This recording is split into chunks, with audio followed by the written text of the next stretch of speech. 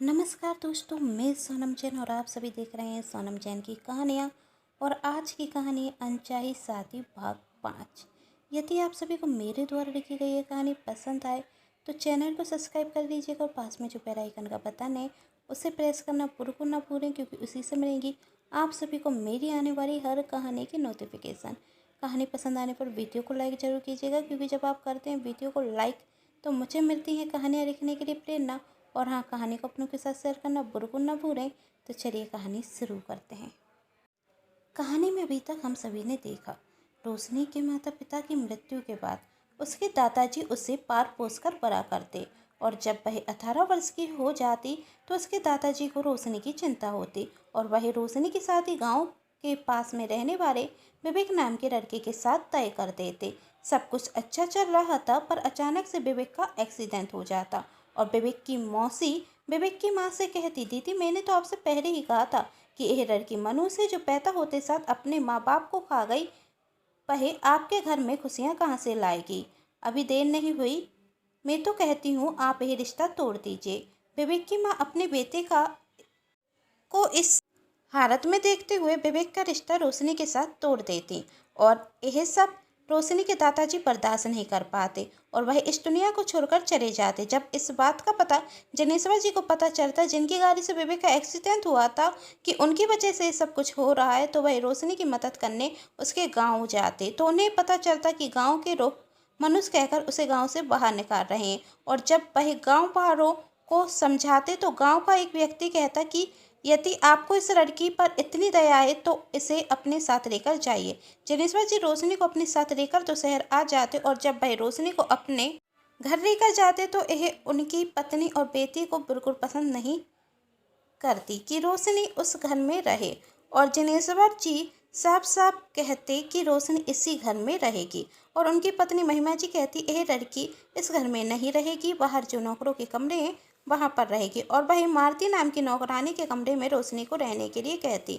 मालती रोशनी को बिल्कुल पसंद नहीं करती थी, पर गोपी नाम की नौकरानी रोशनी के साथ होती। मालती रोशनी को परेशान करने के नए नए बहाने ढूंढती, और वही रोशनी से कहती कि रणवीर सर के कमरे में कॉफ़ी लेकर जाओ। जब रोशनी कॉफ़ी देने के लिए जाती तो उससे कॉफ़ी फैल जाती, जिस पर रणवीर उस पर गुस्सा होता है। तब मालती रोशनी से कहती, तुम कोई काम सही से नहीं कर सकती, जाकर सब्जी लेकर आओ। रोशनी मना करती और गोपी कहती कि इतने बड़े शहर में अकेली नहीं जा पाएगी, पर मालती किसी की नहीं सुनती और वह रोशनी को सब्जी लेने के लिए भेज देती।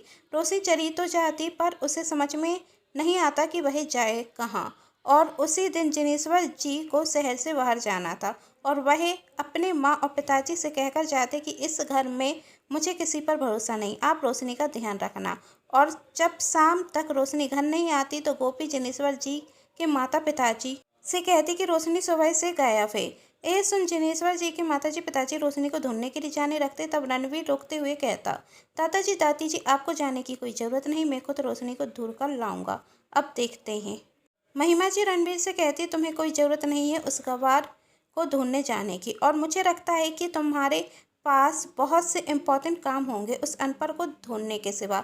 तब रणवीर ने कहा, आपने सच कहा, मेरे पास बहुत से इम्पोर्टेंट काम है, और मैं खुद नहीं चाहता कि वह अनपढ़ लड़की इस घर में आए, पर मैं नहीं जाऊंगा तो दादाजी दादी जी जाएंगे, और मैं नहीं चाहता कि इतनी तेज बारिश में वह अकेले उसे ढूंढने जाएं।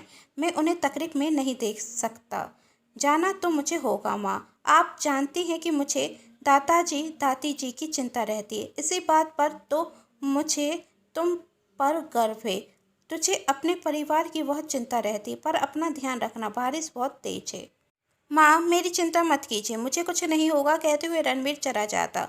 तब रूपर अपनी माँ से कहती, मॉम आपने भैया को जाने क्यों दिया। तब महिमा जी कहती, बेटा तुम जानती हो जब बात उसके दादाजी दादी जी की हो तो वह किसी की नहीं सुनता, और तुम चिंता मत करो, वह अनपढ़ गवार अब इस घर में नहीं आएगी। यह शहर कोई छोटा सा गांव नहीं कि ढूंढने पर मिल जाएगी, क्या पता किस कोने में होगी वह गवार। तभी मालती आकर महिमा जी से कहती, सॉरी मैडम, उस लड़की ने मेरा दिमाग खराब करके रखा था, इसलिए कुछ वक्त के लिए मैं उसे इस घर से बाहर करना चाहती थी, पर मुझे नहीं रख पता था कि वह खो जाएगी। तब महिमा जी कहती हैं, मालती मैं मूर्ख नहीं हूँ कि मैं तुम्हें समझ नहीं सकती। मुझे पता है तुमने ये सब कुछ जानबूझकर किया है कि रोशनी इस घर में वापस ना आ पाए। आखिर तुम्हें अपना कमरा उसके साथ शेयर करना पसंद नहीं आया। यह सुन मालती कहती, सॉरी मैडम, आज के बाद ऐसी गलती नहीं होगी।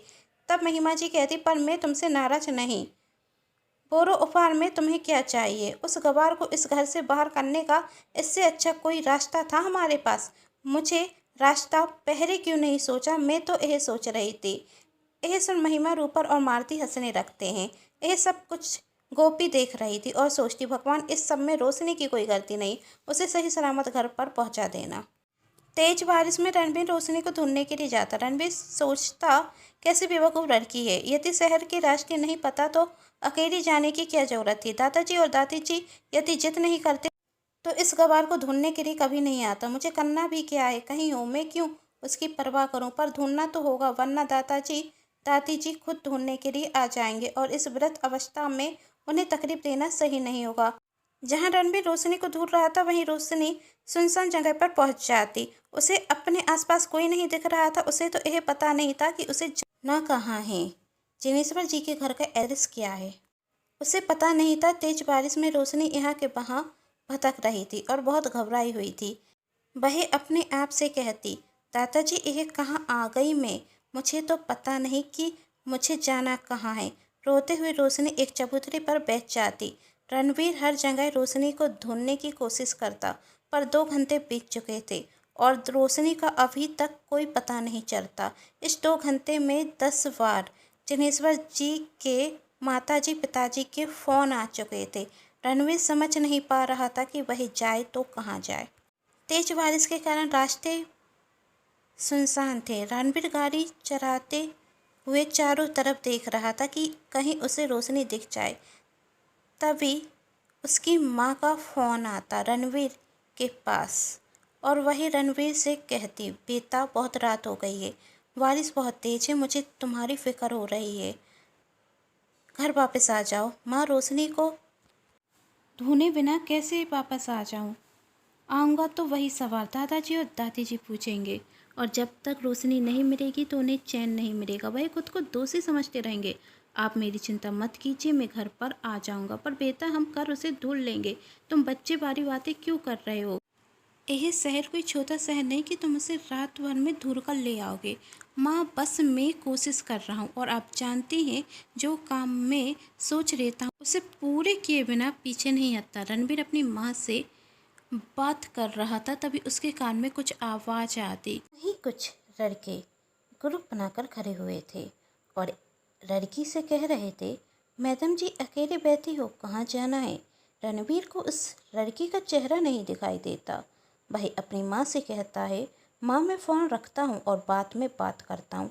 कहते हुए रणबीर गाड़ी से उतरता और जब वह जाकर देखता तो वही लड़की रोशनी थी और जब रणबीर लड़कों की तरफ देखता तो वह लड़के कहते, यह लड़की कब से बैठी बैठी रो रही थी, बस हम मदद के लिए आए थे, कहते हुए वह लड़के वहाँ से चले जाते।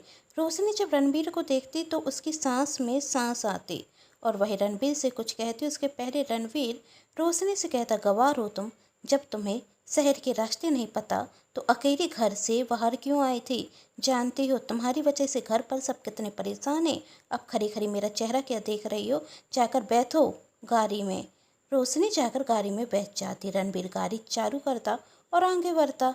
जब घर जाते तो दादाजी दादी जी और गोपी रोशनी को देखकर बहुत खुश होते, पर मालती, महिमा जी और रूपर के चेहरे देखने लायक थे और महिमा जी गुस्से में कहती, यह आफत फिर से आ गई। तब रूपर कहती, मॉम, आपने तो कहा था यह कोई छोटा गांव नहीं कि भैया इसे दूर कर लाएंगे, पर भैया तो उसे दूर कर ले आए। सच में भैया जिस काम के पीछे पड़ जाएं वह पूरा करते हैं।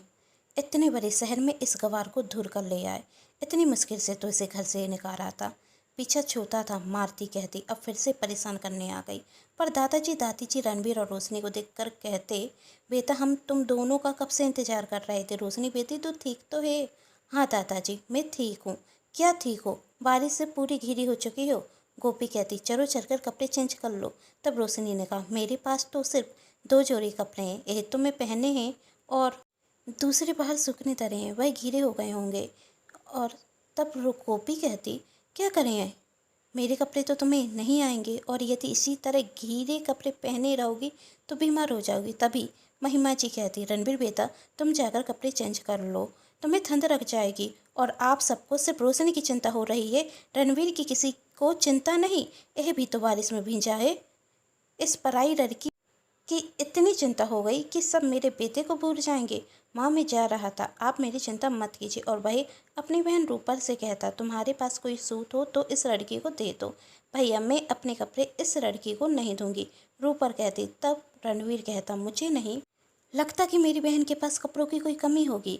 यदि तुम इसे अपना सूट दोगे तो कोई फ़र्क नहीं पड़ेगा और कल जाकर और शॉपिंग कर लेना। वैसे शॉपिंग करना तो तुझे पसंद है भैया, कुछ हो पर मैं इस गवार को अपने कपड़े नहीं दूंगी। इसकी औकात नहीं कि मेरे कपड़े पहन सके।